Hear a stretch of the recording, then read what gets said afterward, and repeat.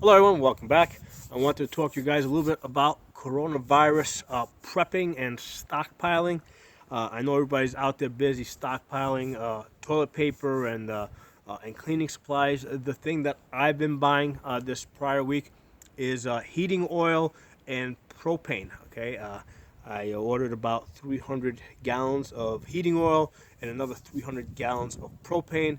And why am I buying that? Because it's the end of the winter season, and it's really cheap. Okay, so my idea of prepping is you buy things in advance. You buy things before you actually have an emergency.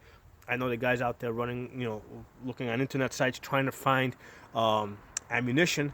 Well, the price of the ammunition has gone up. Just out of curiosity, I looked on Lucky Gunner's website. I usually pay about $190 for 1,000 rounds. The price has now gone up to $290 for 1,000 rounds of Tula. So it's gone up by $100. So now's not the time to be buying ammunition.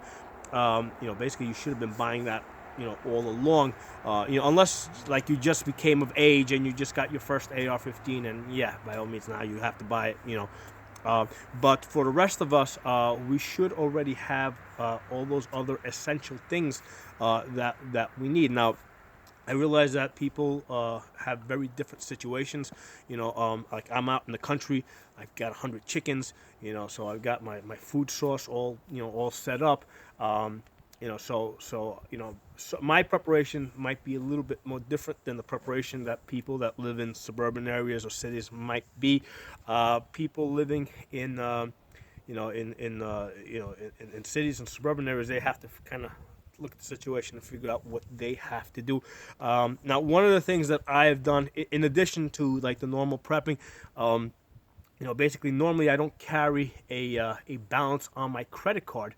Okay, I normally immediately pay it off, and what I decided to do in the last month is, I'm just going to let that balance sit there. I'm going to just pay the minimal, and I'd rather keep, that extra money in my bank account. Okay, now that's in addition to the hard cash that I normally keep on hand, and I've actually increased that hard cash. So I got actual hard cash, sitting in a safe somewhere that nobody knows about. Okay, so if you're living in a city and basically all you have is a bank account and your money is deposited directly into your bank account, what you probably want to do is make a good size withdrawal and keep some hard cash on hand, because in a really bad situation, people really aren't going to be taking credit cards. They're going to want to take cash for as long as they're taking cash. Okay, depending on how bad things might get, at some point they're going to stop taking cash and they're going to want actual material goods of value.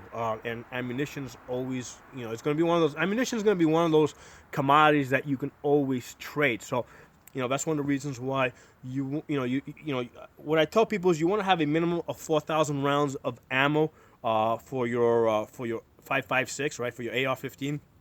You want to have a minimum 4,000 rounds, 2,000 rounds for reserve, 2,000 rounds for practice.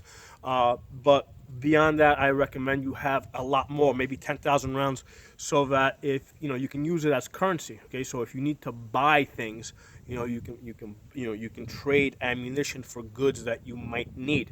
So that's a good reason to have 10,000, 15,000, 20,000 rounds.